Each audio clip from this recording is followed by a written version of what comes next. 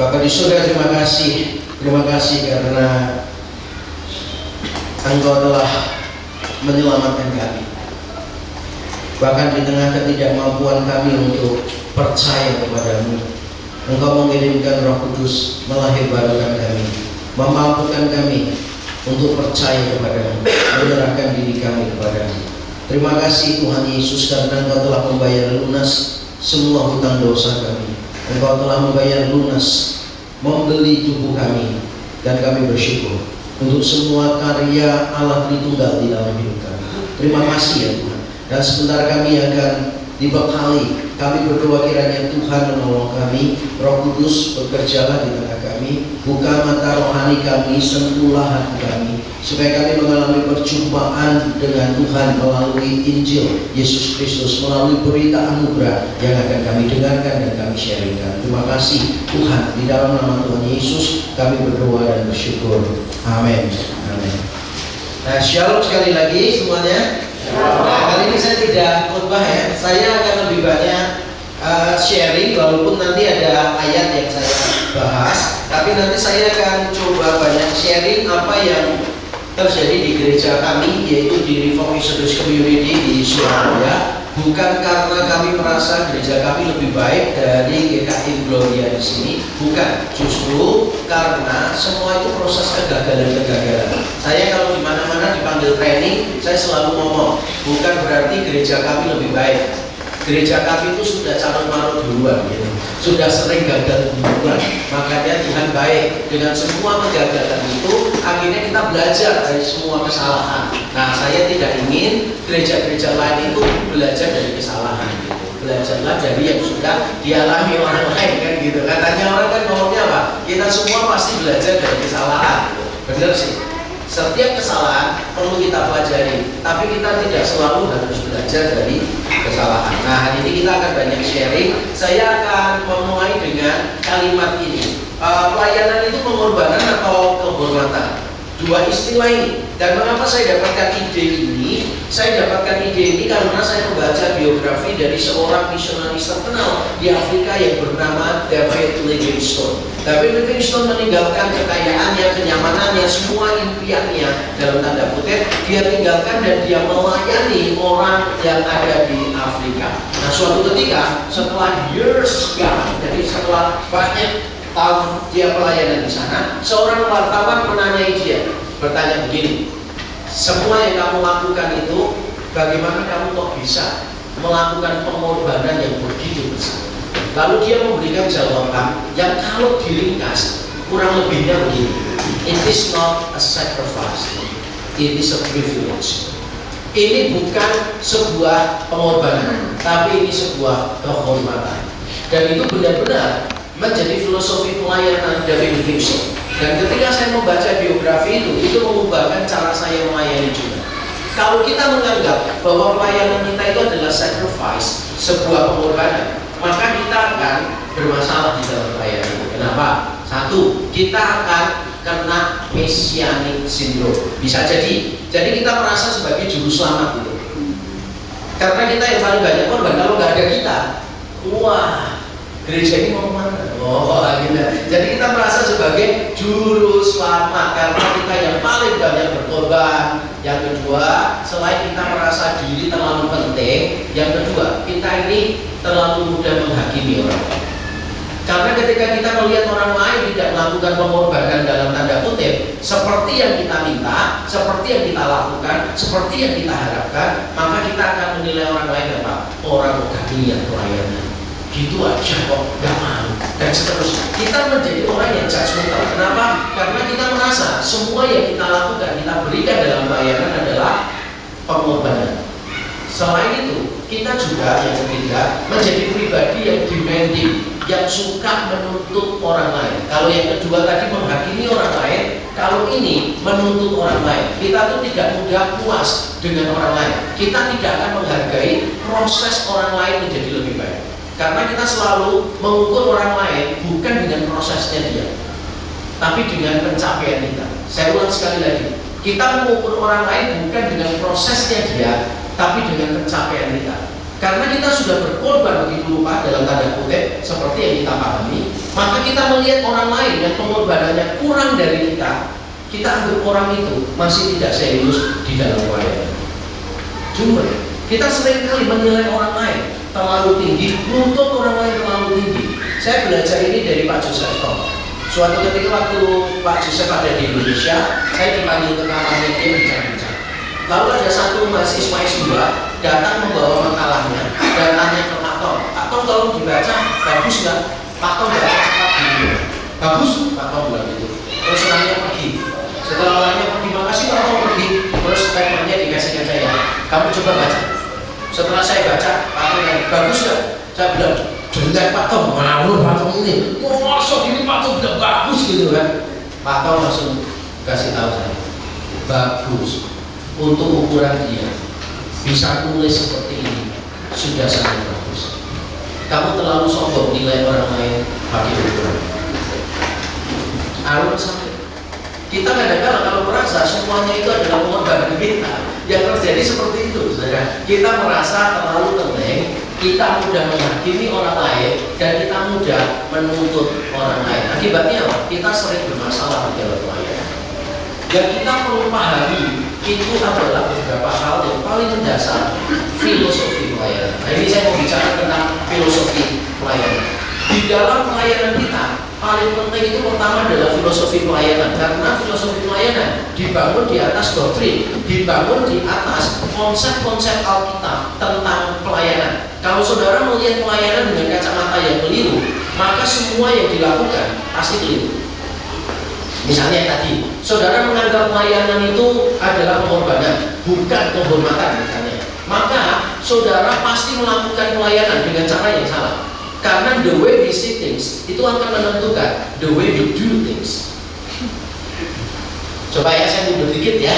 Saya mundur dikit karena dari wajahnya itu saya susah membedakan bingung atau ngantuk ya, atau kagum ya. Saya nggak tahu. Ini wajah-wajahnya sulit untuk dibaca ya Bapak Ibu.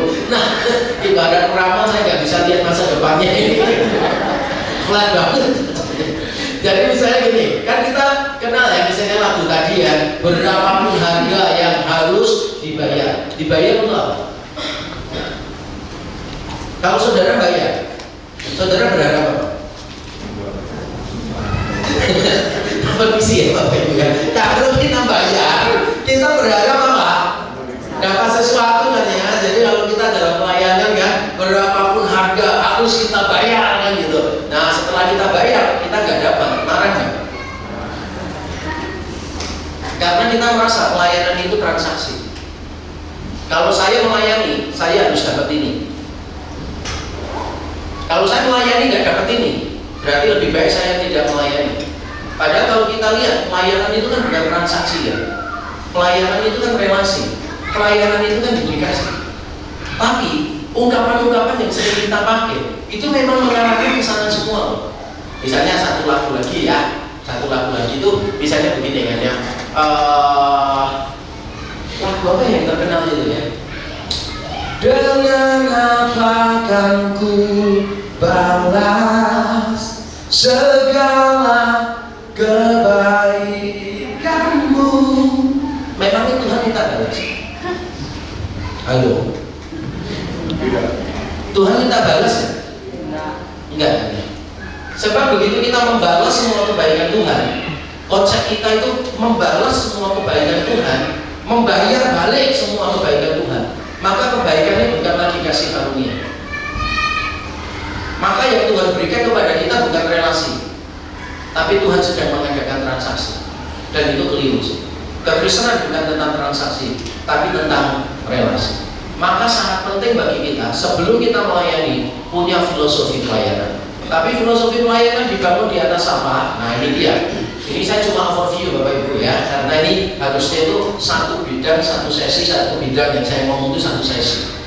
Sebelum kita membangun filosofi pelayanan, kita itu harus punya teologi dulu, theological position kita apa. Lalu theological position kita ini dirangkum di dalam Injil. Injil Yesus Kristus seperti apa? Nah, baru setelah kita punya Injil ini, kita bangun di atasnya values. Values apa? Nilai-nilai apa yang kita mau bangun di GKI Gloria misalnya? Contoh kalau di gereja kami teologinya reform, terus kami gospel centered, karena yang diberitakan Injil terus, kasih karunia Tuhan tanpa syarat terus gitu menerus. Lalu kami buat values-nya itu TROH,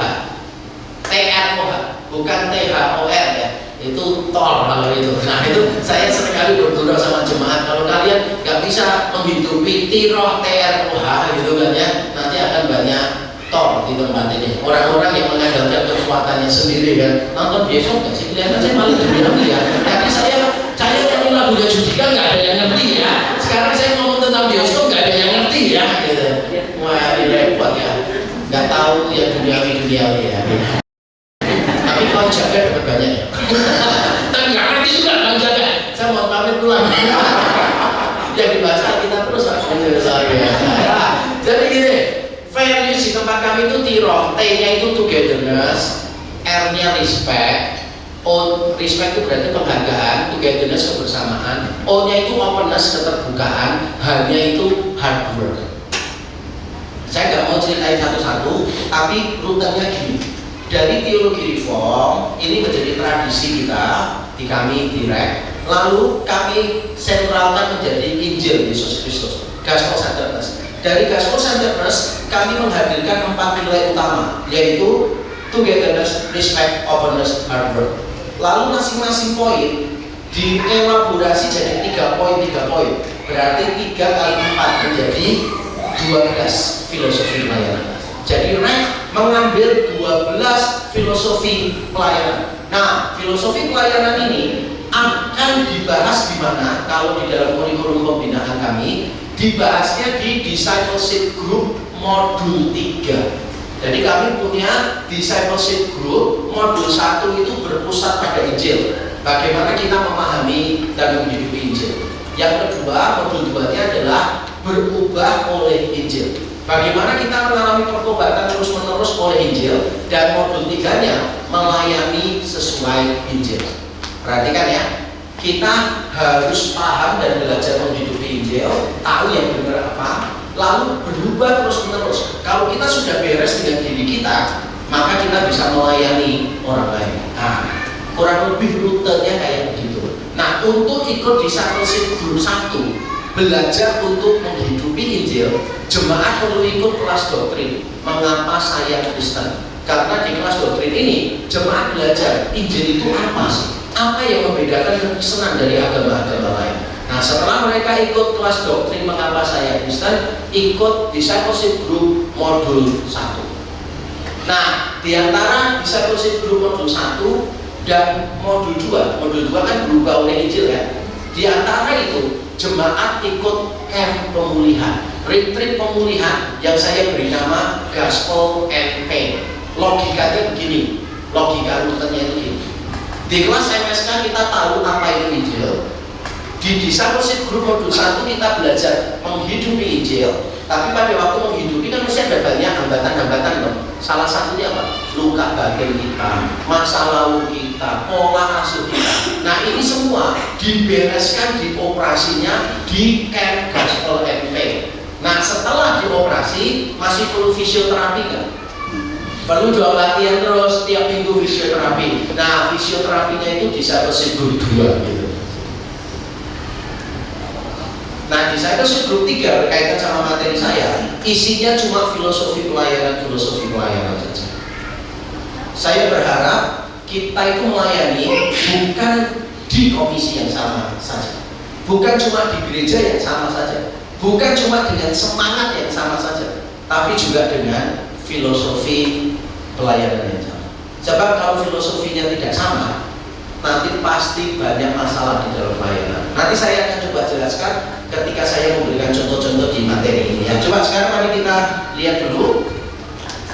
Pertanyaan penting, apa yang menggerakkan Anda dalam pelayanan? Siapa tiap minggu yang bangun pagi itu semangat? Wah, pelayanan lagi. Jadi kalau bangun tuh, yes, pelayanan lagi gitu. Atau pelayanan lagi. Gak sempat liburan, terus buka handphone, teman kita lagi ada di Lembang lah, lagi nikmati apalah, kita langsung berkata dalam hati, aku mau gak punya ya privilege untuk ini ya, gitu. Liburan, Apa itu liburan? Saya kok cuma pelayanan. Siapa yang tiap minggu bangun semangat?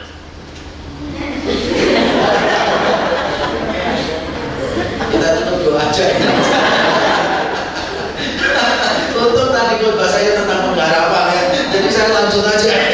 Nah, kita ini memandang pelayanan kita sebagai apa gitu loh. Semangat gak sih kita melakukan pelayanan kita? Nah, semangat atau tidak semangat itu yang menentukan apa? Salah satunya filosofi pelayanan kita.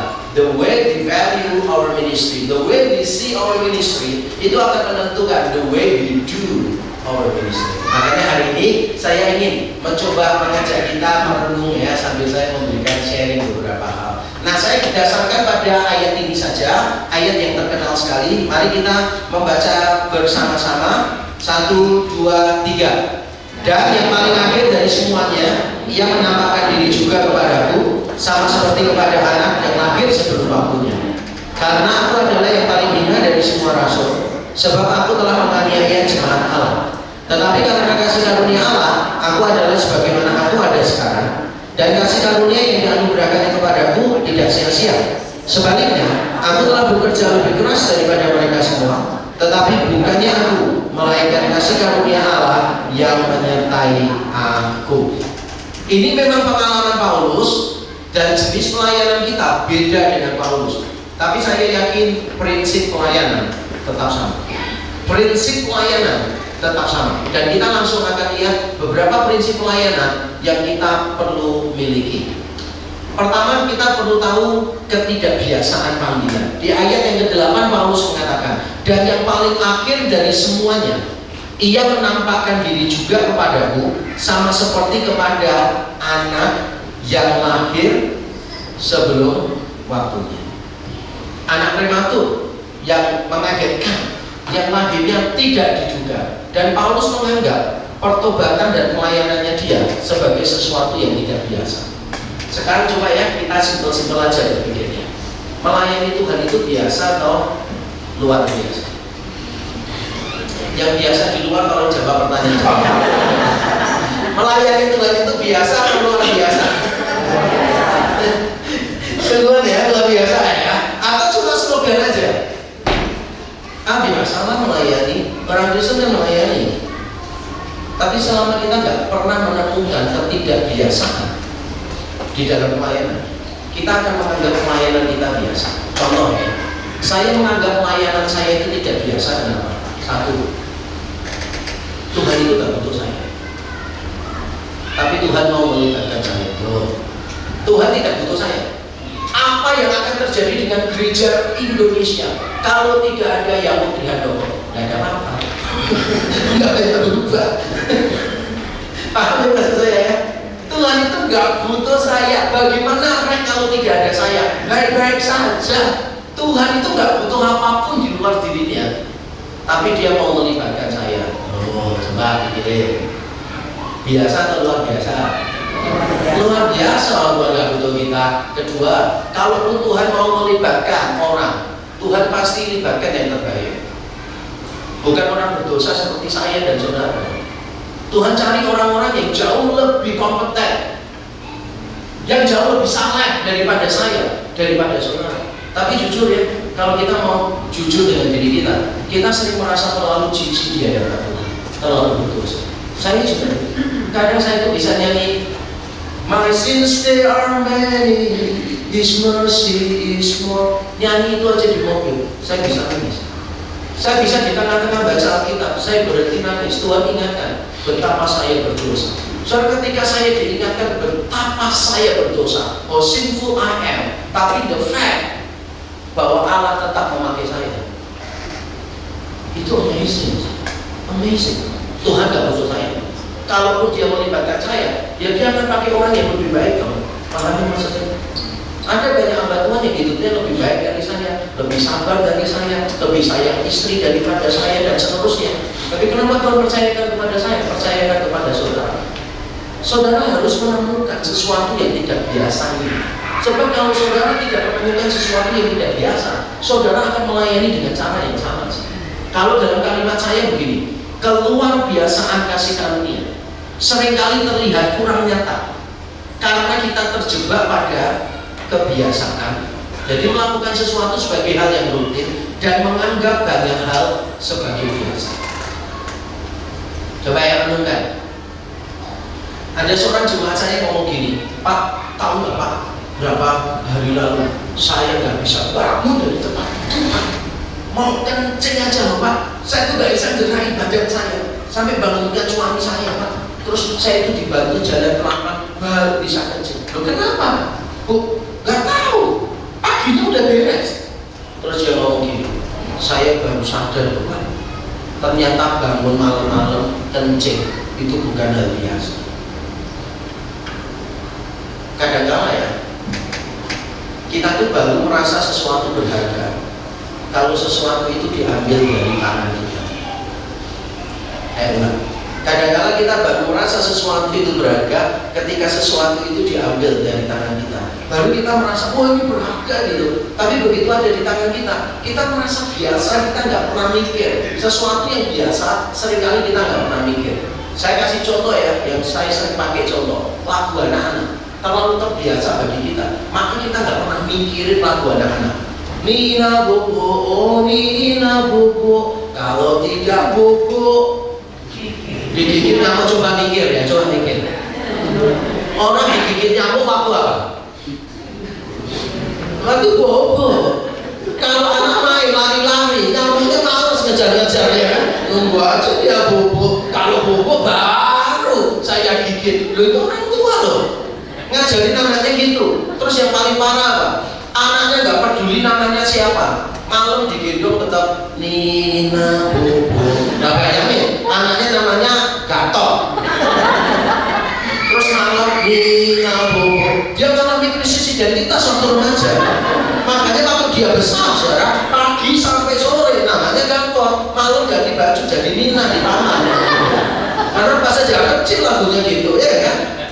Cangkul, cangkul, cangkul yang dalam menanam jagung di kebun kita. Yang dari desa pasti tahu, nanam jagung gak perlu dalam-dalam. Kalau mau nanam mayat itu baru cangkul. Nanam jagung, ya cangkul yang dalam, tambah mati. Ayo beneran enggak? Lagi misalnya ya, ke Bandung, Surabaya, bolehlah naik dengan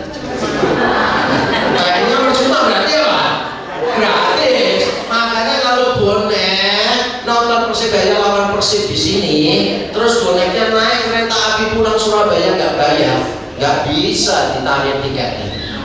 Jadi kondektornya tanya, tiketnya mana? Semuanya nih, ke Bandung, Surabaya. Boleh naik dengan percuma. Semua yang biasa, kita tuh nggak pernah mikir, semua nggak pernah mikir.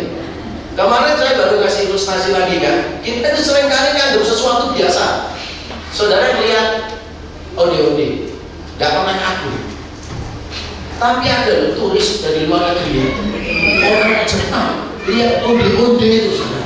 Dia tuh sampai gini, aku respect orang Indonesia ini sabar banget.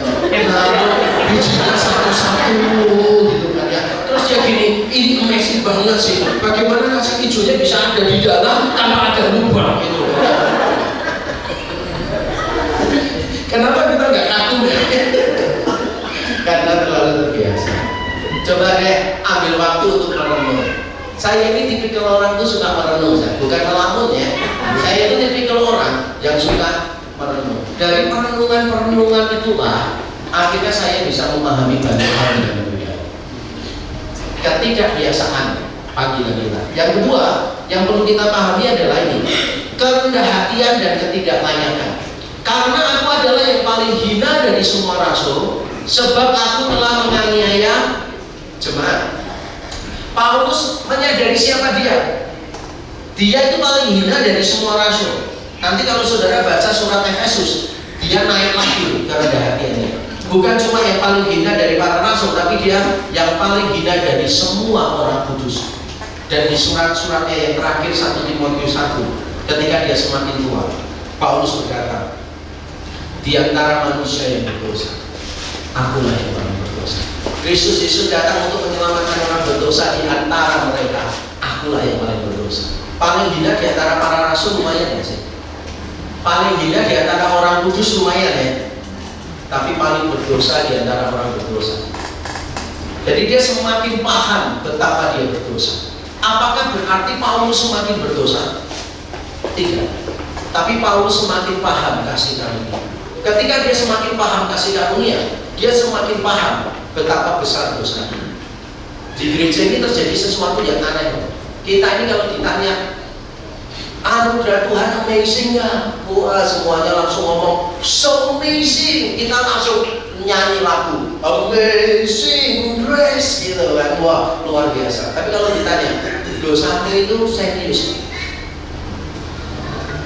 Sebab ngomong kosong kalau kita percaya the grace is amazing, tapi kita nggak bisa melihat the magnitude of our sins. Karena anugerah itu besar, karena anugerah itu menutupi dosa kita yang besar. Kalau dosa kita sedikit, jangan bilang amazing grace. Kita cuma bilang enough grace sudah cukup. A little grace sudah cukup. Justru kita mengatakan the grace is amazing karena kita sadar dosa kita itu uncountable. Kita itu lebih berdosa daripada yang kita kira. Itu Injil Yesus Kristus mengajarkan kepada kita. Paulus itu bukan berarti dalam hidupnya semakin berdosa, bukan. Dia semakin memahami keberdosaannya. Mengapa? Karena dia semakin memahami kasih karunia Allah dalam hidupnya. Kita ini benar-benar tidak layak. Kita ini benar-benar, kalau dalam kalimat saya ya, kita ini harus ingat, kasih karunia adalah pengingat bahwa kita bukan siapa-siapa. Kita bukan siapa-siapa. Ini bukan kan? Oke. Kasih karunia adalah pengingat bahwa kita bukan siapa-siapa dan tidak ada apa-apanya. Salah satu filosofi pelayanan di gereja kami itu ini. Tidak ada orang yang penting sampai tidak bisa digantikan orang lain. Saya ulang ya. Tidak ada orang yang terlalu penting sampai tidak bisa digantikan orang lain. Bisa. Jadi misalnya nih di pelayanan, gitu kan? Ada orang gini, saya mau mundur Pak. Kenapa? Saya nggak cocok. Gini. Oh ya sudah, kapan kamu mau mundur dari pelayanan? Loh, saya nggak ditahan Pak. Enggak. Kenapa? Karena dia mundur dalam rangka adu power. Kalau mau saya tetap pelayanan, kamu harus ikuti usulanku. Menuntut ya. Begitu saya lihat ada orang yang menuntut, langsung saya beritahu, kamu off dari pelayanan. Loh, berapa lama? Minimal setengah tahun. Kok lama Pak? Iya. Supaya kamu tahu bahwa tanpa kamu gereja baik-baik saja. Kamu tidak sepenting yang kamu kira. Sungguh. Sebab kalau kita nggak menghidupi ini, waktu kita itu habis bukan untuk mengembangkan pelayanan. Waktu kita habis untuk mengurusi masalah di dalam pelayanan. Kenapa? Orang-orang yang merasa dirinya terlalu penting itu ada. Misalnya nih, saya kasih contoh ya, tantangannya. Kan mereka baru buka di dalam Simol baru setahun ya. Itu ada ya beberapa kali lah orang datang ngomong gini, Pak, kenalkan saya ini, saya dulu donatur utamanya gereja ini. Dan saya juga sudah berapa kali diminta untuk khotbah, doa berkat, diutus pelayanan kemana-kemana. Dan saya ini datang dengan keluarga besar Pak. Jadi kita ini kurang lebih 15-20 orang di sini. Pak Yakob, kalau butuh pelayanan apa-apa dari saya dan keluarga, ngomong saja. Saya siap membantu. Kapanpun saya siap membantu. Nah, saudara, gerejanya masih baru nih. Diberi tawaran semacam itu. Take it or leave it. Take it or leave it. Iya kan? Biasanya kita mikir kok kita lagi butuh banyak orang kok. Ambil aja. Tapi saya jawab gini, Bapak terima kasih ya. Bapak tertarik untuk melayani di sini. Wah, puji Tuhan. Gereja ini butuh banyak pelayan. Tapi gereja ini tuh mengasihi Bapak, bukan memanipulasi Bapak. Pertumbuhan rohani Bapak lebih penting daripada pelayanan Bapak. Jadi Bapak pastikan aja bertumbuh di gereja ini. Nanti kalau Bapak merasa bertumbuh di gereja ini, don't worry, saya pasti libatkan Bapak di dalam pelayanan. Tapi yang paling penting bukan pelayanan Bapak, tapi pertumbuhan rohani Bapak. Saya sudah ngomong gini ke beberapa orang yang berbeda ya. Dan saudara tahu hasilnya apa? Orangnya nggak datang lagi, ngerti? Terus ngabari beberapa, saya sudah di gereja X Pak, karena begitu pindah langsung di jadwal pelayanan. Dan saya ngomong terus terang, gereja itu tidak mengasihi kamu. Gereja itu memanipulasi kamu. Ada orang yang ngomong gini, Pak, nanti saya urusin ya Pak ya, badannya gini. Nanti saya datangkan orang-orang penting penyanyi terkenal ini itu gini. Nanti saya urus semuanya. Saya bilang kasih. That's not the way we are running the church. No. Nah, saya tidak mau ada orang yang merasa dirinya terlalu penting sampai nggak bisa digantikan orang lain. Saya tidak mau. Dan itu juga berlaku untuk diri saya sendiri. Saya ini dalam rangka direct gereja kami, dalam rangka menyiapkan diri menyongsong post JPH Iran. Selama ini kan semuanya bergantung saya kan, ide ini saya, semua bahan pembinaan saya sudah rapat di majelis dan saya ngomong, in the next 5 years kita harus serius mulai memikirkan mendesain gereja rek tanpa saya ada di situ in the next 5 years. Kenapa? Karena kalau gereja itu tetap Yakobsentris, gerejanya nggak berubah. Berarti saya gagal sebagai pemimpin. Berarti saya terlalu penting, padahal saya tidak seberapa penting. Gak ada saya loh, mungkin bisa lebih baik. Pahamnya aja. Kita semua harus menolak ini. Dulu pertama kali saya jadi gembala sidang, minggu ketiga ke 5, seperti sekarang kan saya keluar. Dulu saya keluarnya cuma nggak mau luar kota di Surabaya. Beli rokok. Pertama saya jadi gembala sidang di Rek. Kalau saya khotbah di luar, gereja saya sendiri yang datang cuma 50% cuma. Karena bukan saya yang khotbah. Dan saudara tahu mereka perginya kemana? Ngikutin saya.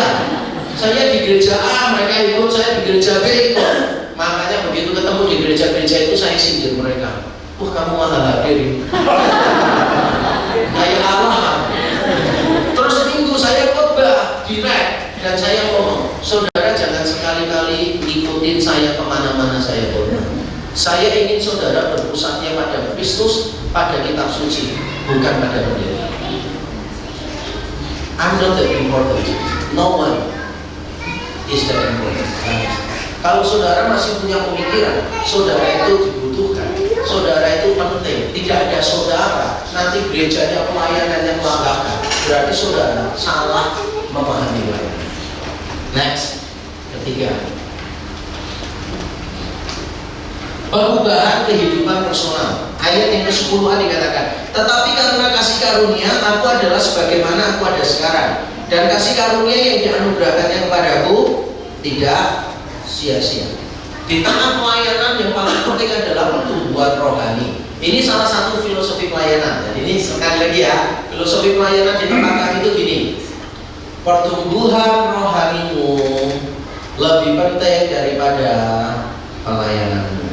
Pertumbuhan rohanimu lebih penting daripada pelayananmu.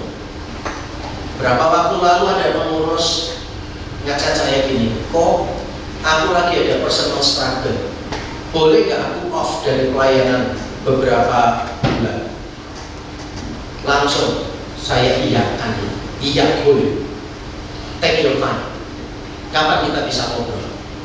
Lalu saya minta tolong hamba Tuhan yang di bidang pelayanan untuk datang dan mengembalakan dia. Setiap 2 minggu sekali saya cek dia, how are you? Pergumulanmu seperti apa? Dan saya bersyukur beberapa bulan setelahnya dia datang lagi melayani. Padahal orang ini orang penting, orang ini serba bisa. Saudara mau tahu dia di mana? Dia tuh doing it very well. Dia koordinator satu bidang pelayanan, tapi kalau disuruh pelayanan di tempat lain bagus. Dan orangnya benar-benar leadershipnya, punya camping, punya cara ngomong apa semua. Orang ini bukan orang yang ya kalau nggak ada dia nggak pengaruh gitu, enggak. Orang ini orang penting. Tapi begitu dia punya concern tentang pertumbuhan rohani, saya langsung beri dia waktu untuk menyelesaikan pertumbuhan rohani. Pelayanan bisa pakai orang lain.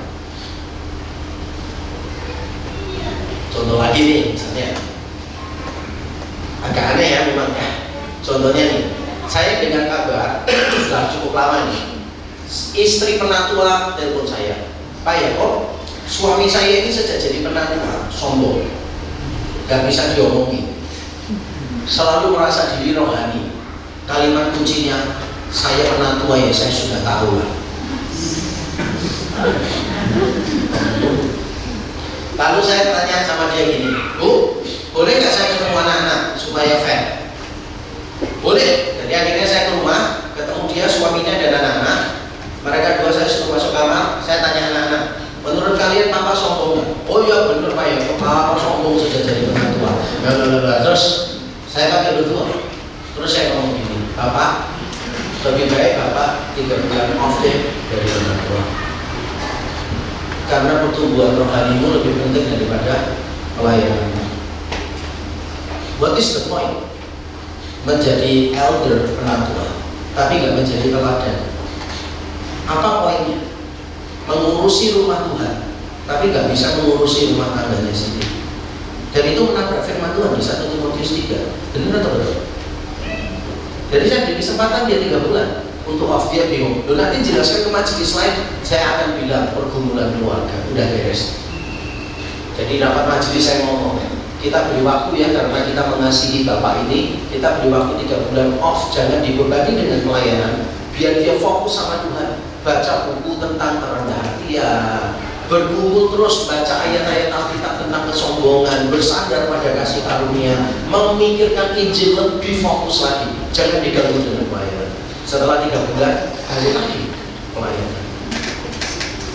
Karena kita mengasihi, bukan memanipulasi. Dan saudara tahu mengapa saya sampai pada titik ini? Saya belajarnya berdarah-darah. Suatu ketika salah satu pelayan ibadah ngomong kepada saya gini, Pak, boleh ngobrol gak? Dia pelayan ibadah di satu gereja cabang lainnya. Saya beri waktu.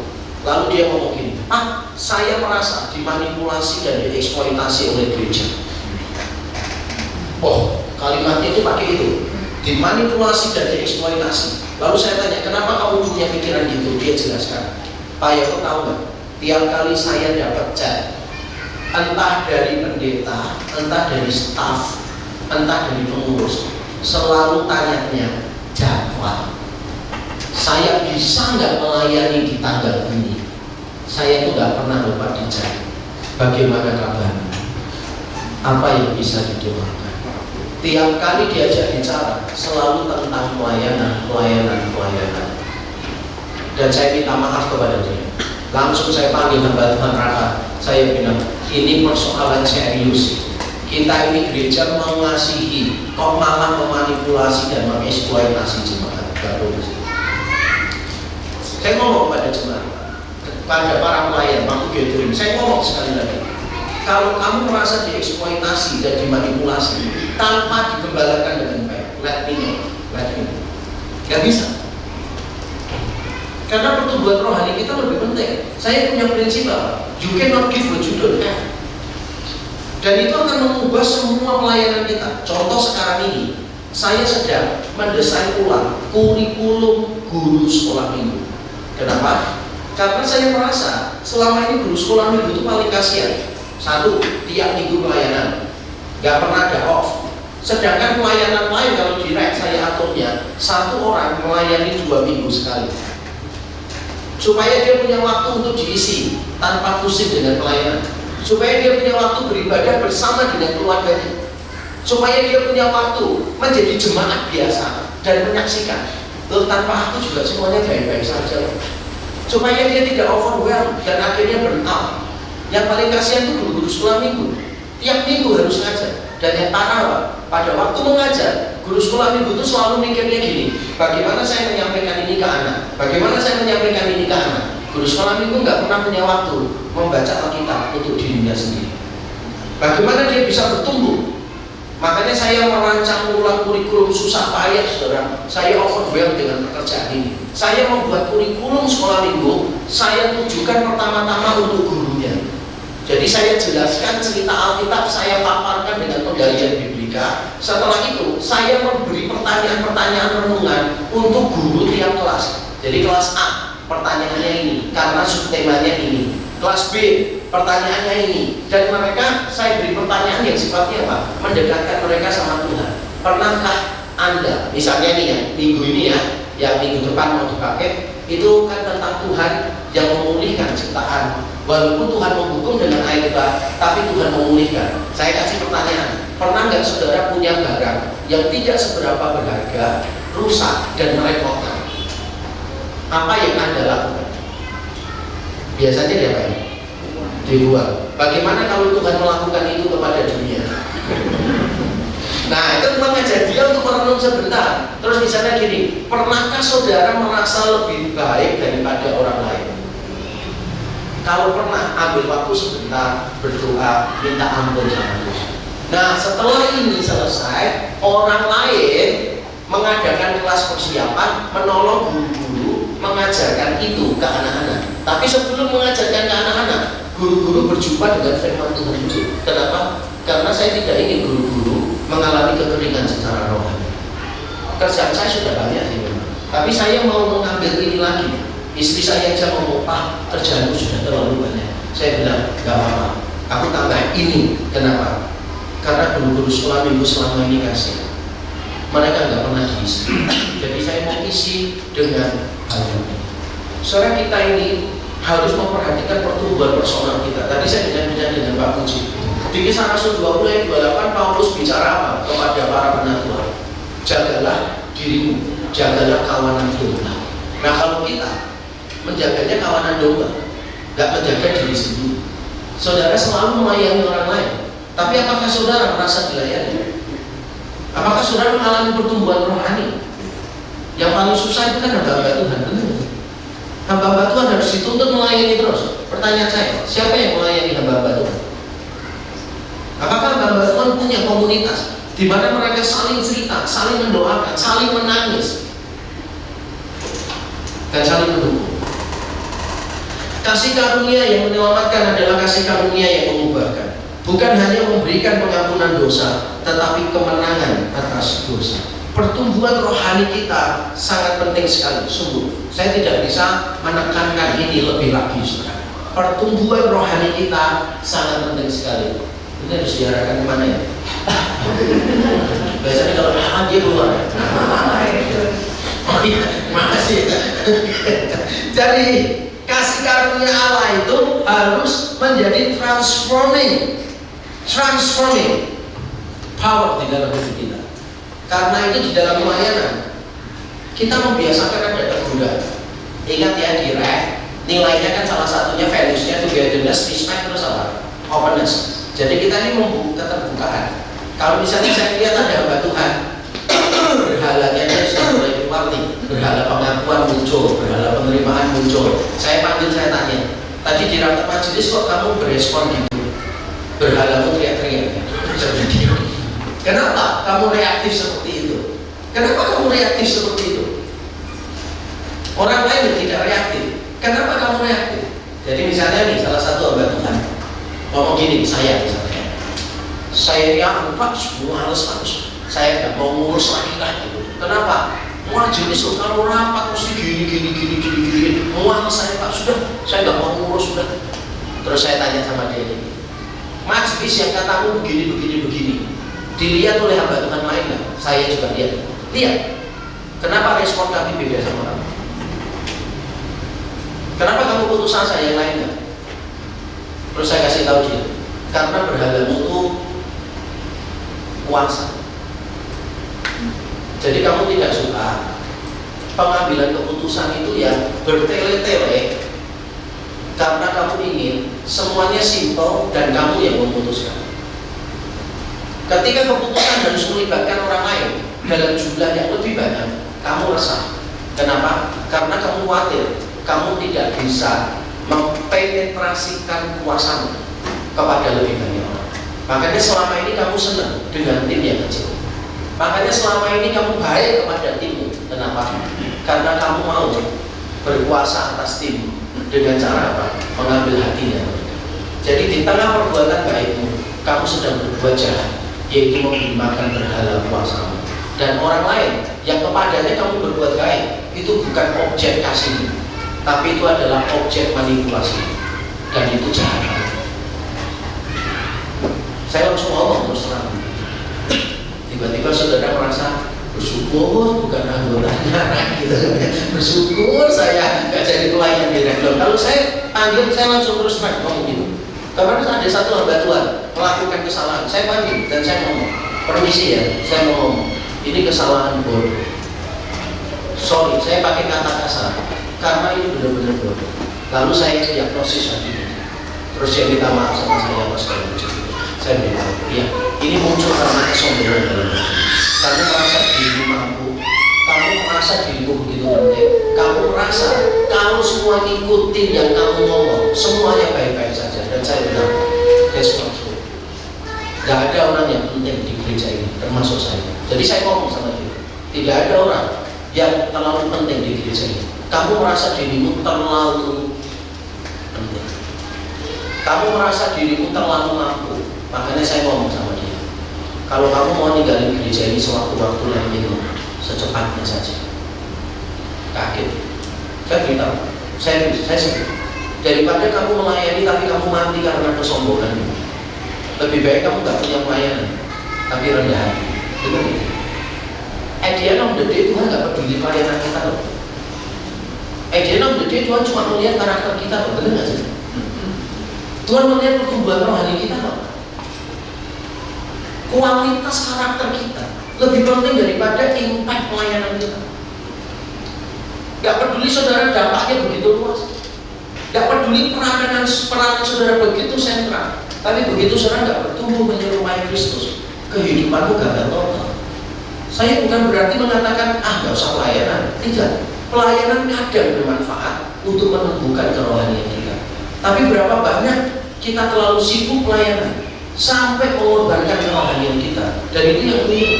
Maka gereja bisa memikirkan bagaimana para pelayan itu bisa mengalami pertumbuhan yang baik. Dan yang terakhir sebelum kita Q&A adalah kerja keras di dalam pelayanan. Paulus mengatakan sebaliknya, aku telah bekerja lebih keras daripada mereka semua, tetapi bukannya aku, melainkan kasih karunia Allah yang menyertai aku. Salah satu values direct adalah hard work. Hard work. Nah, makanya di filosofi pelayanannya gini nih, boleh curhat, tidak boleh ngomel. Saya ulang ya, boleh curhat, tidak boleh ngomel. Bedanya apa Pak? Bedanya, kalau saudara curhat, saudara itu merasa saudara itu nggak mampu, butuh didoakan. Ketika saudara curhat, saudara itu nyari solusi. Tapi kalau saudara ngomel, berarti saudara tidak puas gitu. Berarti saudara merasa lebih baik daripada orang lain. Jauh. Biasa kok Mbak Tuhan melakukan semua yang susah-susah. Biasa. Bukan sesuatu yang luar biasa, biasa aja. Ini saya sering pakai cerita ini ya.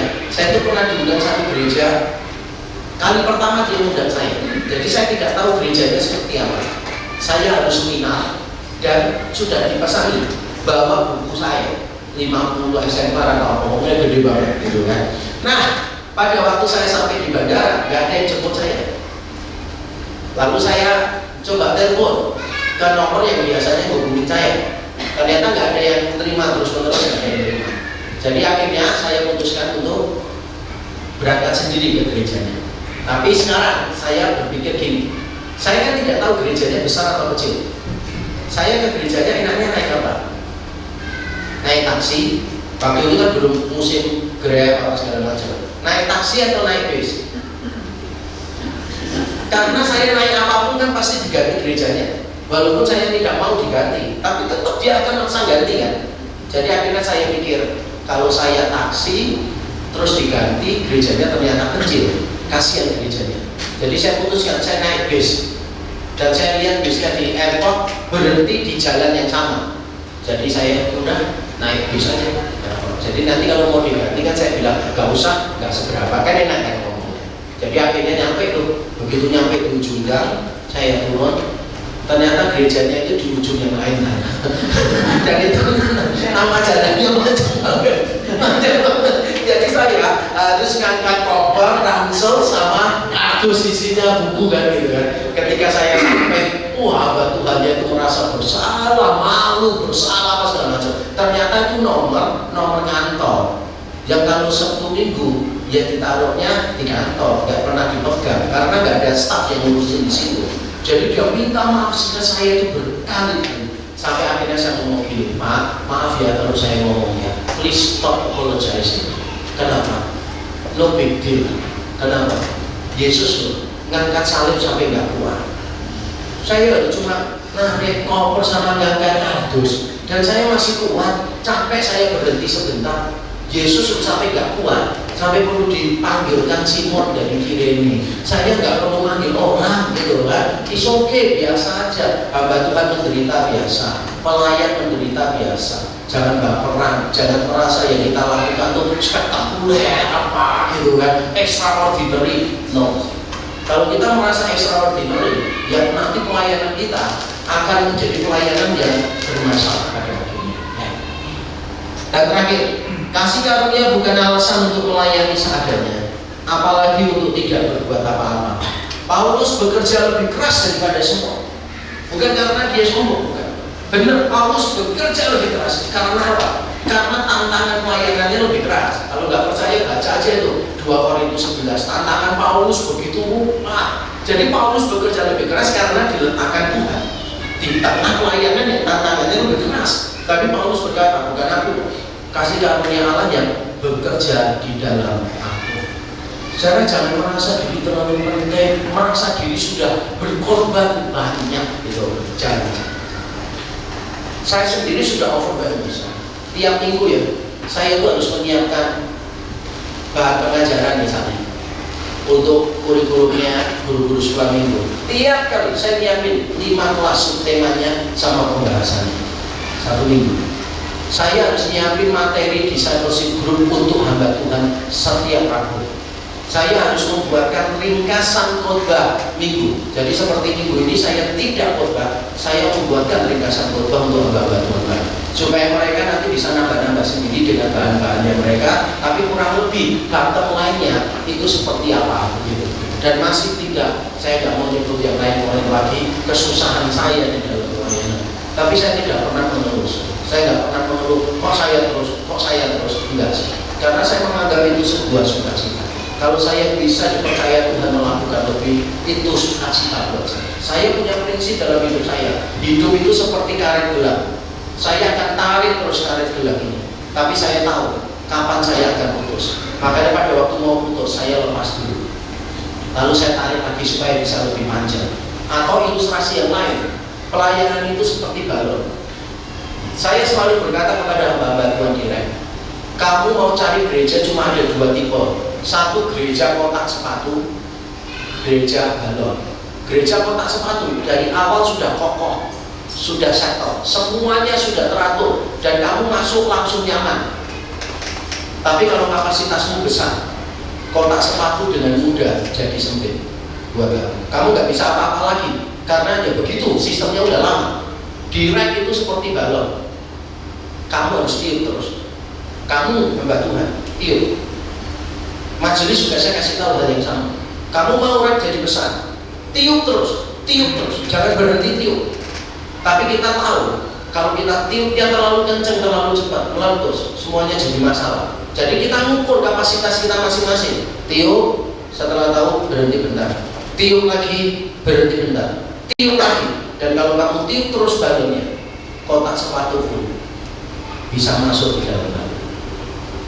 Pertanyaan saya, mau kotak sepatu atau mau balon? Jangan setelah nilai balon merasa, kok aku tiup terus? Memang balon perlu ditiup. Kalau nggak mau niup, cari kotak sepatu. Saya yakin pelayanan kita seharusnya seperti balon. Tiup terus. Jangan sampai kita burn out, benar. Batasannya itu overwhelm. Begitu overwhelm, kita langsung ada sinyal. Kita perlu diturunkan. Kita perlu rem dikit. Kita perlu orang lain menyegarkan jiwa kita. Kemarin ada satu pengurus ngomong gini, Pak, menurut istri dan anak-anak saya tuh udah mulai agak kurang sabar sedikit kalau diajak bicara. Boleh nggak saya off dari pelayanan? Langsung aja, off saja dari keluarga. Terus saya ngomong sama istrinya, ketemu sama istri sama anak-anaknya, nggak apa-apa, biar papa off kurangi pelayanan, bisa, nggak apa-apa. Karena keluargamu lebih penting.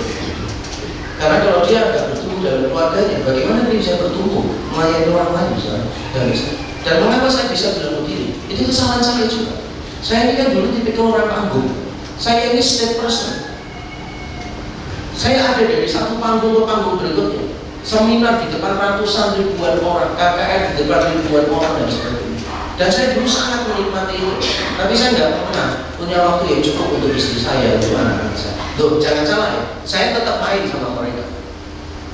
Tapi saya tidak pernah punya waktu untuk mendengarkan mereka ngomong. Tapi saya sekarang bersyukur. Di tengah semua hingar-bingar popularitas dan sebagainya, saya merasa saya perlu untuk memperhatikan diri saya sendiri. Dan saya bersyukur beberapa tahun terakhir saya mengalami pertumbuhan rohani yang cukup signifikan. Beberapa hal yang masih carut-marut dalam hidup saya, mulai Tuhan bongkar, mulai Tuhan tata satu persatu. Jadi saya sekarang menikmati bukan cuma pelayanan saya, tapi saya menikmati pertumbuhan rohani saya bersama dengan Tuhan. Saya bersyukur. Dan saya ingin setiap kita para pelayan di sini, kita pada akhirnya bisa seperti itu. Nah, saya tutup dengan satu kalimat penting ya, yang saya ulang-ulang terus. Yang tidak siap dilupakan dalam pelayanan berarti tidak siap masuk ke dalam pelayanan. Sekali lagi bareng-bareng ya. Yang tidak siap dilupakan dalam pelayanan tidak siap masuk ke dalam pelayanan. Karena sooner or later, ya kan, kita ini akan dilupakan dalam pelayanan. Gak apa-apa. Saudara lebih milih mana? Saudara melayani terus tapi gak berkembang, atau saudara gak melayani ternyata dipegang orang lain berkembang? Ya kan? Saya ngomong sama majelis takut. Kalau kalian menemukan hamba Tuhan lain yang bisa memimpin rakyat lebih baik, lah minumnya. Saya dengan senang hati akan support orang itu supaya gereja lebih berkembang. Dan saya ngomong sama majelis kita, jangan berpikir saya tua di sini ya. Karena siapa tahu perkembangan gereja kita lebih cepat daripada perkembangan personal saya. Kalau my personal growth lebih rendah daripada the growth of the church, itu berarti the church needs a new leader. Tapi saya tidak pernah berhenti untuk personal growth.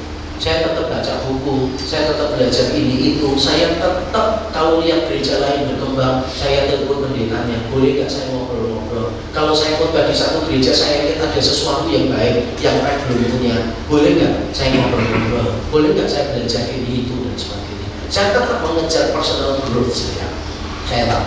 Tapi kalau at the end of the day, rank faster, the church growth itu grows faster gitu, going up faster.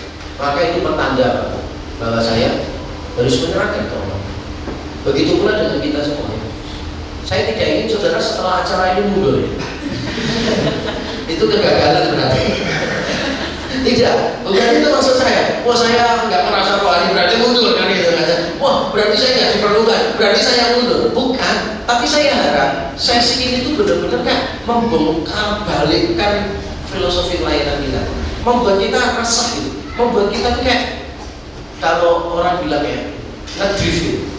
Saya berharap ini tuh kayak Tuhan lagi ngepot ngedrift untuk saudara. Saudara merasa, wah selama ini arahnya kok gini ya, tapi mau belok rasanya kok susah banget, pusing gitu, rasanya semua kok salah gitu. Nah, kalau saudara merasa, oh ternyata semua salah ini, berarti bagus. Maka saya berhasil. Sekarang tinggal follow up-nya bersandar sama kasih karunia Tuhan, langkah konkretnya. Nah, dengan itu saya membuka di WNI ya sekarang ya. Oke, saya serahkan ke Pak Busia itu langsung aja ya. Oke, siapa yang mau bertanya silakan. Mau bertanya boleh, mau komentar boleh ya. Tidak setuju juga boleh ya. Tidak setuju dengan saya boleh. Pintu keluar di sana.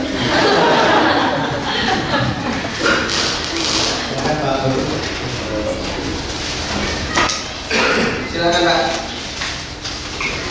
Pak, saya mau bertanya. Pertama saya apresiasi sekali dengan apa yang saya dengar hari ini. Ya, saya sangat berterima dan Tuhan berkati Bapak dan Pak yang Bapak. Oke, yang pertama Pak, saya ingin tanya, saya mungkin ada mundur sedikit. Ya. Tadi kan kita bicara tentang filosofi pelayanan. Nah, entah kenapa saya punya persepsi bahwa apa yang Bapak ceritakan itu pelayanan adalah pelayanan gereja.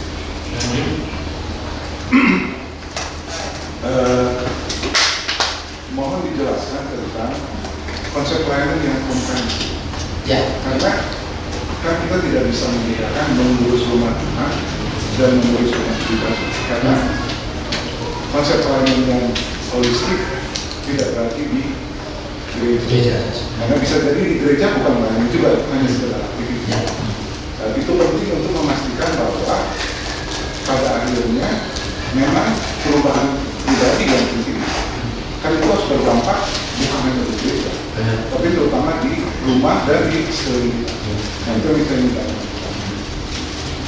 Yang kedua, saya nggak tahu gereja luas kita berkaitan dengan resources, terutama human resources. Nah, problem yang sering dihadapi adalah seperti ini. Di gereja-gereja yang resourcesnya terbatas, tetapi aktivitinya itu menuntut, karena itu kan perlu dilakukan setiap minggu atau setiap bulan. Pada akhirnya tentu saja idealnya hal yang tadi Bapak sampaikan harus dilakukan. Ya, karena itu akan dilakukan. But in practically itu sometimes sulit, karena resources terbatas. Sementara kita kan nggak bisa dulu nungguin orang yang sudah. Dan how itu? Ya, oke. Terima kasih. Untuk menjawab itu sebetulnya ada di buku saya ini ya.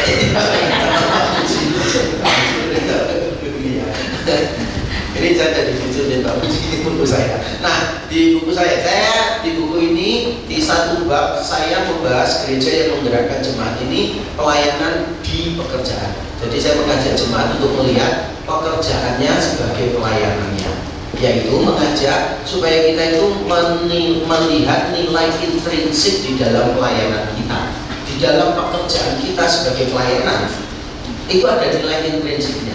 Saya kasih contoh ya, terima kasih. Contoh misalnya begini, saya panggil pastor gereja, ini contoh ya, pastor gereja ini kan dia bekerja di gereja.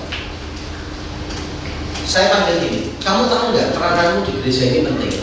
Dia kira nggak penting. Penting. Kenapa? Penting. Terus saya kasih tahu. Bayangkan kalau seandainya nih ada orang yang mau ke gereja ini cocok bertumbuh, tapi dia nggak cocok sama kamar mandinya karena jorok kotor. Kira-kira dia berjemaah di sini? Dia bilang enggak. Padahal dia bertumbuhnya di sini. Jadi akhirnya dia akan berjemaah di gereja lain tanpa mengalami pertumbuhan.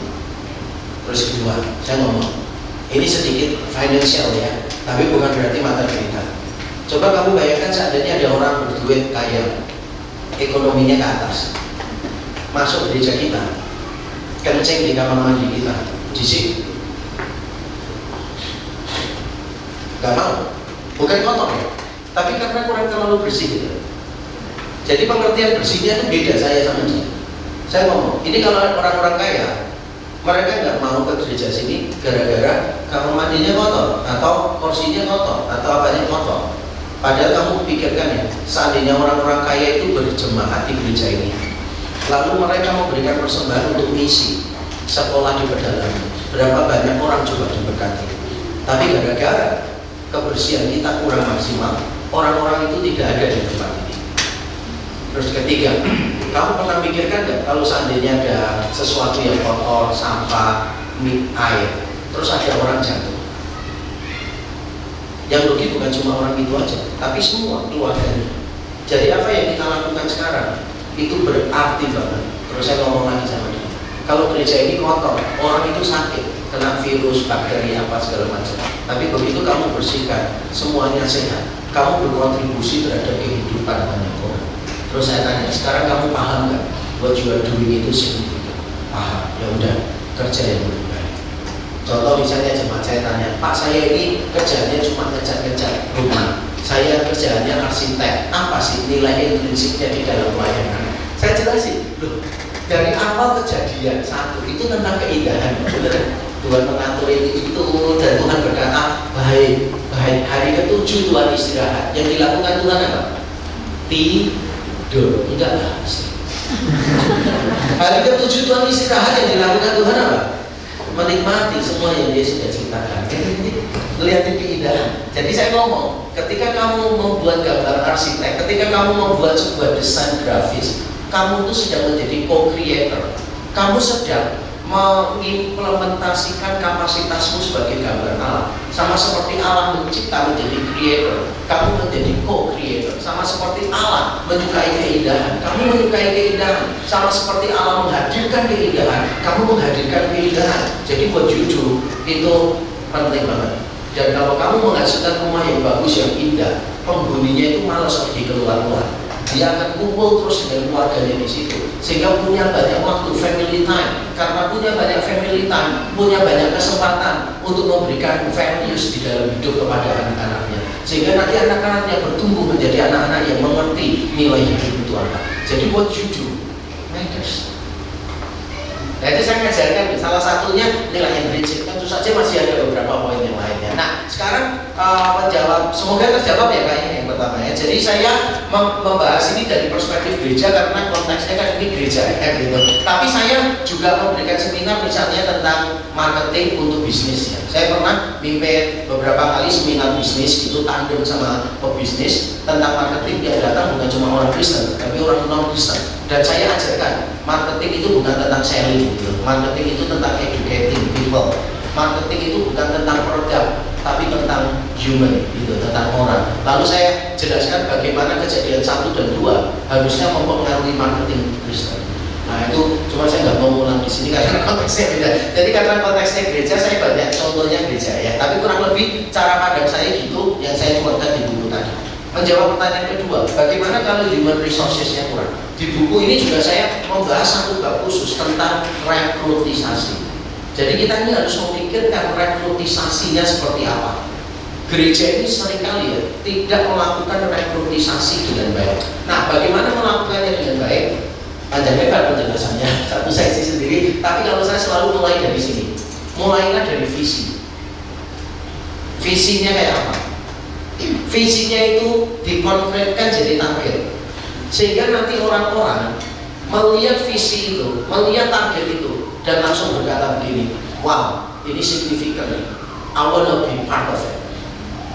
Tapi kalau kita nggak pernah dalam tanda kutip menjual visi, nggak pernah menggerakkan orang dengan visi, kita akan menggerakkan orang dengan kebutuhan. Kita lagi butuh nih, gitu kan ya. Kita nggak akan mendapatkan orang yang baik. Cuma, tapi kalau kita menggerakkan dengan visi, kita bisa dapat orang-orang yang hebat. Karena orang itu merasa gini, wih, visinya gede, aku ini nggak seberapa loh dibanding visinya. Aku perlu orang lain. Kan banyak orang tanya ke saya kan ini, bagaimana cara mengumpulkan orang-orang hebat, orang-orang besar? Jawaban saya simpel, kasih visi yang lebih besar dari mereka semua, supaya nanti kalau kumpul saling membutuhkan. Kalau visinya kecil, orang hebat itu merasa lebih gede dari visinya, makanya dia males, merasa satu, talentanya, kapasitasnya terbuang percuma, betul nggak sih? Yang kedua, merasa diperlukan di tempat itu. Nah ini bahaya. Makanya mulai dari visi. Visinya mau apa? What do you really want? Gitu. Kemarin saya bincang-bincang dengan Pak Andres ya, dengan Pak Benny gitu kan ya, dengan Pak Michael ya, Pak Edi dan sebagainya, sama Ci Xian dan ya semoga saya hafal namanya. Saya harus menyebutkan supaya tahu saya hafal, karena memang ingatan saya pendek soalnya di sudah lupa. Jadi benar ya Ci Xian ya? Iya, benar ya. Oke, nah jadi saya cerita begini, memang kalau kita di dalam pelayanan itu, kita itu harus tahu end produknya apa, dari hasil akhirnya apa, kita mikir mundur. Untuk menghasilkan itu perlu apa? Jadi jangan tambal sulam. Kelemahan banyak gereja itu adalah tambal sulam. Misalnya, komisi ini gak ada orang, udah ambil orang lain. Terus misalnya gini, aku mau keluar kota loh, aku gak bisa melayani lagi. Aku mau pergi. Jangan keluar kota.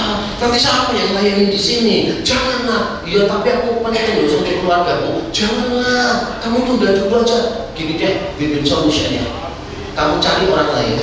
Kamu dapat, baru boleh pergi. Jadi dia cari orang ini. kasihan loh komisi itu nggak ada orang gini. Setelah orangnya masuk, ditinggal sama dia. Orang langsung ngomong, oh jebakan Batman ini. Itu bukan rekrutisasi, itu namanya jebakan Batman. Rekrutisasi itu mulai dengan fisik, nanti dikonkretkan dalam bentuk target. Dari target itu kita buat strategi. Bagaimana kita mendapatin orang? Contoh ya misalnya nih, di RGM kan masih baru setahun. Sebelum buka, saya sudah langsung adakan kelas kecil. Terus saya mengadakan pemuritan untuk mereka. Terus saya umumkan kapan akan ada audisi untuk pemain musik. Dan saya beritahu, saya gak peduli mereka pemain hebat di gereja besar sebelumnya, semua harus audisi. Jadi saya ngomong minggu semester, jangan sungkan-sungkan. Walaupun untuk beberapa orang sudah pasti bagus, tapi tetap perlu audisi. Dan saya kumpulkan, saya kasih tahu, music style direct adalah ini. Kita bukan seperti ini, bukan seperti ini, kita di tengah-tengah. Ibadah kita gospel center, jadi kita nggak mau menyanyikan lagu-lagu yang cuma biasa-biasa tanpa kematian, kebangkitan Yesus, penebusan yang sempurna. Jadi saya kasih itu ya, semua patokannya. Nah orang mulai tertarik, puji Tuhan, lalu mulai ikutlah pembinaan-pembinaannya. Jadi walaupun mereka sudah main di gereja yang jauh lebih gede daripada REK, tapi mereka tetap mau mengikuti prosesnya. Bahkan dulu mereka di gereja-gereja lama dapat bayaran tiap kali main, mereka dapat di REK Rp1 pun mereka dapat. Tapi pertanyaannya, mengapa mereka bergabung? Satu, karena bertumbuh, mengalami pertumbuhan melalui proses pemuritan gitu loh. Yang kedua, karena mereka melihat ada visi yang beda, ada something different gitu. Nah masing-masing gereja itu harus memberi reason, alasan mengapa orang lain perlu bergabung dengan kita. Kemarin kan saya bincang-bincang tuh, saya ngomong begini, in the next 10 years kalau orang mendengar GKI Gloria, 3 kata apa yang langsung muncul di pikirannya mereka? Mulai dari situ aja. Nah dari situ orang tertarik kan. Nah setelah orang tertarik, kita sediakan rutenya untuk mencetak para klien. Contoh, ada worship clinic nggak? Ushers di training nggak? Multimedia di training nggak? Kalau di REK, saya training semua. Ikut worship clinic, ushering. Saya ajarkan perspektif teologis tentang ushering apa. Ushering itu penting, bukan cuma musik nggak bisa, ini nggak bisa, ini apa, cuma bisa senyum. Ya udah kan. Terus ini sudah semua nggak bisa, senyum nggak bisa, wajahnya melas, petugas kolektor. Hasilnya pasti banyak gitu. Harus dikasih training. Saya kasih training tentang multimedia, perspektif teologis tentang keindahan. Saya kasih worship clinic, training khusus untuk apa? Untuk lighting. Bagaimana lighting bisa menolong ibadah menjadi lebih baik. Jadi saya kasih tahu perspektif teologisnya apa, prinsipnya apa, the do, the don'ts, itu semua ada aturannya. Contoh ya, ini saya kasih contoh, main musik. Saya kasih tahu, main musik jangan overplay. Jadi beberapa bar biarkan kosong, nggak selalu ada bar diisi. Terus nanti gitarnya ngisi, keyboardnya ngisi, sama-sama oktav tinggi gitu kan ya. Itu nggak nyaman banget sih untuk telinga. Jadi misalnya main kalau bisa sederhana, less is more than more. Boleh nggak menunjukkan skill? Boleh, not too much. Kenapa? Karena ibadah itu bukan tentang kita yang di panggung. Ibadah itu tentang jemaat yang di bawah. Kita itu tugasnya menolong jemaat nyanyi lebih baik. Bukan jemaat supporternya kita. Itu konser. Kalau ibadah kan bagaimana menolong jemaat, benar nggak sih?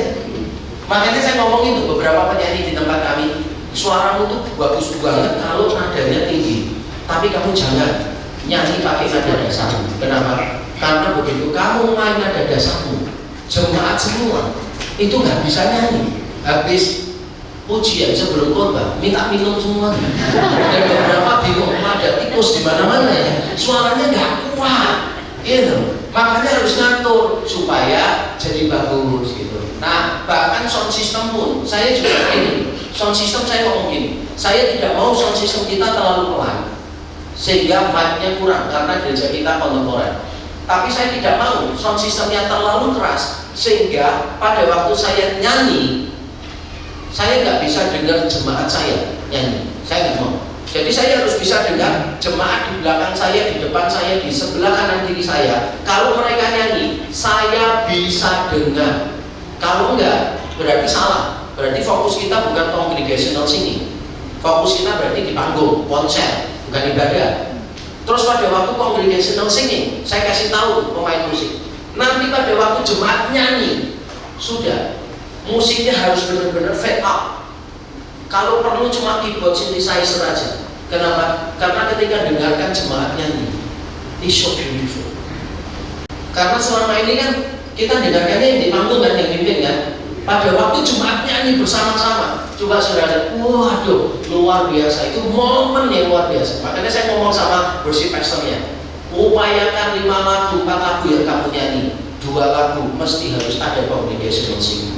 Terus lagunya harus ada dinamikanya, gitu, dinamikanya. Nanti pada waktu congregational singing saya kasih tahu yang lighting, kamu kasih bosnya, signalnya ke jemaat yang pelan putih gitu, ke jemaat semuanya gitu, supaya mereka tuh merasa ini loh, it's time for you to sing together as a covenant people, sebagai umat perjanjian.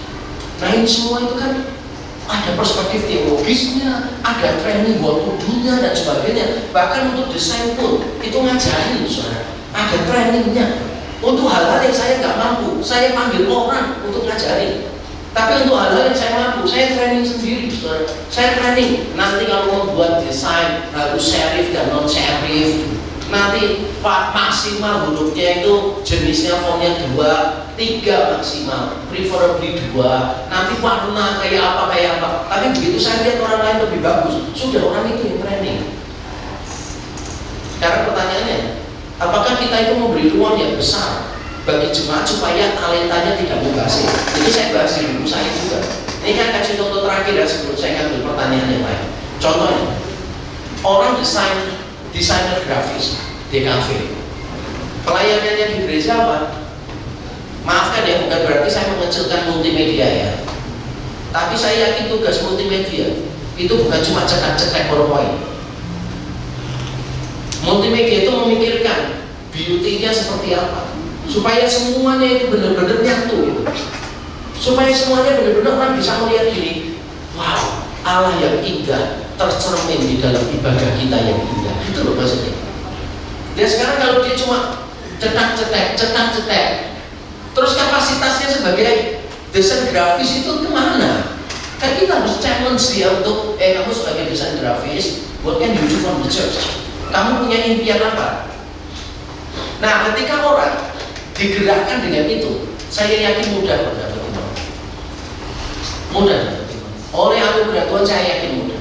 Contoh lagi, orang S2, S1 keuangan finance, S2 luar negeri finance. Kerjaannya apa kalau di gereja pelayanan?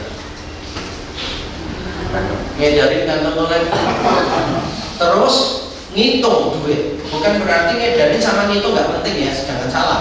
Kalau yang ngitung nggak jujur, wah susah gereja. Tapi kalau dia punya kapasitas di bidang finance, dia punya bank sendiri, saudara itu harus kasih dia kertas kosong, suruh bikin proyeksi keuangan, suruh dia mengelola data keuangan kita. Jadi saya menemani teman-teman saya ini, beberapa pengurus yang bidangnya finance, saya suruh kumpul dengan saya. Terus saya ngomong gini, tolong ya nanti bendahara setor data ke dia. Kamu nanti lihat pemasukan kita tertinggi 5 tahun terakhir di bulan apa saja. Ada polanya enggak? Nanti pola itu akan menentukan cara kita mengatur program. Jadi nanti program-program itu gede, jangan ditaruh di bulan ini. Kecuali kalau memang tanggalnya ya, kan nggak mungkin merayakan Natal 17 Agustus. Lagi Valentine 25 Desember misalnya itu kan ya nggak mungkin. Tapi untuk tanggal-tanggal yang tidak definitif harus diatur gitu. Terus saya minta yang pinter-pinter kumpul ya, saya ngomong gini, coba kamu lihat lagi pengeluaran gereja kita, mana yang perlu direstrukturisasi supaya ada penghematan, supaya kita tuh nggak perlu keluar untuk sesuatu yang tidak bermanfaat. Lalu saya ngomong, kita perlu target nih keuangan kita tahun depan targetkan sekian ratus juta karena kita punya kebutuhan isi sekian, kebutuhan ini sekian. Sekarang mikir bagaimana keuangan kita bisa sampai segitu. Nah ini orangnya mau belajar finance loh.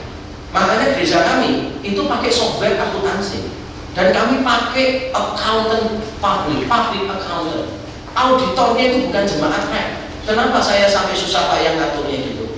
Karena saya ingin supaya pengelolaan keuangannya transparan, bisa dipercaya, dan jemaat malah belajar dari gereja, bukan dari yang lain. Karena gereja bisa dipercaya, gereja tahu bagaimana menghandle uang ini, gereja tahu cara membuat proyeksi keuangan itu seperti apa gitu loh saudara. Nah itu yang menurut saya mungkin perlu dilakukan supaya kita tuh bisa menggerakkan orang-orang yang dalam tanda kutip punya kapasitas besar, karunia-karunia yang Tuhan titipkan ke mereka. Kasih contoh lagi ya. Ini contoh-contoh aja ya. Minggu lalu saya ini membuat gini selama sebulan ini, mulai tahun ini di RGM itu ada performance sebelum ibadah. Minggu pertama 3 anak tunggal vokal grup. Ternyata suaranya bagus banget, akapela vokal grup. Bagus gitu kan. Nah, minggu yang lalu apa? Kita mainkan musik DJ. Ya jemaat itu gak bisa nyanyi, gak bisa main musik, kerjanya DJ. Tapi dia DJ alim, gak merokok, gak alkohol, gak seks, gak macam-macam. Dia terkenal sebagai DJ alim. Dan saya ngomong, better you play in the church. Tapi jangan di ibadah dulu, nanti menimbulkan masalah di jemaat. Nanti saya tidak mau saudara langsung nyanyi DJ berarti enggak. Budaya gereja beda-beda gitu loh, kultur kita beda-beda, konteks kita beda-beda. Tapi maksud saya adalah, saya itu melihat orang, wih keren nih, bisa DJ. Saya ngomong sama pengurus ibadah, kenapa gak undang dia aja untuk perform? Terus saya lihat ada orang pintar nge-rap, penyanyi profesional. Saya ngomong gini, coba tanya sama dia ya, dia bisa gak ngarahkan pengakuan iman rasuli? Lo memang bisanya nge-rap, masa suruh nyanyi campur sari ya nggak bisa lah. Oh dia bisanya nge-rap. Udah, saya ngomong, coba deh tanyain sama dia bisa nggak nge-rap kan pengakuan iman rasuli gitu loh. Terus saya lihat ada orang pintar gambar apa segala macam gitu, ada yang pintar gambar pasir, tapi belum jadi jemaat, baru ikut prosesnya. Saya ngomong sama dia, nanti ke depan mau nggak sih saya khotbah, kamu tuh nanti gambarin, ngikutin, pakai lukisan, ganti lagi. Jadi nanti ada 2 kamera. Atau kalau kamu nggak mau, nggak apa-apa. Nanti melukis biasa. Setelah khotbah selesai, nanti dijual di lelang. Kamu dapat sebagian, gereja dapat sebagian. Kamu bisa apa? Oh kamu bisa ini. Ayo. Kamu bisa apa? Bisa ini. Ayo. Do something for the church. Nah ini dia. Kita ini seringkali menggerakkannya pakai kebutuhan. Saudara siapa yang mau? Soalnya kita butuh ini. Salah. Rekrutasi di buku itu saya balik. Saya ketemu orang, saya tanya, kerjanya apa? Oh kerjanya ini. Wah keahliannya apa? Gini. Wah coba kamu pikirin ya. Keahlian itu berguna apa untuk gereja ya? Nanti bulan depan kita ketemu ngobrol lagi. Nah gitu. Ketemu orang IT tanya, kira-kira menurut kamu gereja 15 tahun akan datang bagaimana ya? Terus kontribusi IT, orang-orang pintar IT seperti kamu seperti apa? Saya ketemu orang IT langsung saya bilang gini, kamu tak kasih password websitenya mereka, kamu masuk ke dalam, kamu lihat apa yang masih nggak beres, nanti kasih tahu saya, nanti kita perbaiki. Nah gitu, ketemu siapa? Langsung gitu, ketemu siapa? Langsung mikirnya gini, apa yang dia bisa berikan ya? Bukan kita butuhin siapa yang mau, bukan. Tapi setiap orang punya kapasitas, setiap orang kita pakai, sehingga tidak ada talenta yang mubazir. Itu rekrutisasi yang benar itu. Ya, terima kasih. Oke, yang lain sudah pakai.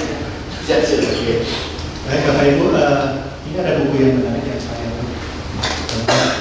ini dihidupi ya dari apa yang Pak Ibu sampaikan, gereja yang menggerakkan jemaat. Betul Pak ya? Jadi semua diberdayakan terus disuruh oleh terlibat dalam pelayanan dan mengembangkan potensinya. Coba siapa yang ingat satu kalimat yang tadi disampaikan oleh Pak Yaki? Kalau boleh saya dengar, yang penting tadi apa? Ada satu kalimat yang penting yang boleh kita angkat tadi, apa? Pertumbuhan. Oke, terima kasih. Dan ini sesuatu yang saya pikir harus kita tanamkan sama-sama ya. Selama ini kita pikir bahwa pelayanan kita melakukan banyak hal, bahkan kita merasa pengorbanan gitu ya. Tapi hari ini kita salah satu hal yang kita belajar adalah bagaimana pertumbuhan rohanimu ya, atau kita bisa bilang kepada diri kita yang pertumbuhan rohani saya lebih penting, bahkan jauh lebih penting daripada pelayanan saya. Boleh katakan kepada sebelahnya, pertumbuhan rohani saya lebih penting daripada pelayanan saya. Ya. Amin. Jadi ini boleh menjadi spirit dan semangat kita bersama-sama. Baik, Bapak Ibu, semangatnya Pak Yakub masih luar biasa ya. Kalau boleh sebenarnya masih 2-3 jam Pak ya. Tapi Pak Yakub juga nanti sore akan berangkat ke Surabaya. Dan kita juga ada beberapa yang akan ada kegiatan. Kita akhiri Bapak Ibu ya. Dan kita mungkin berharap dalam kesempatan yang lain boleh ketemu lagi dengan Bapak YTH ya. Dan puji Tuhan kita bagi berdiri Bapak Ibu. Nah, ini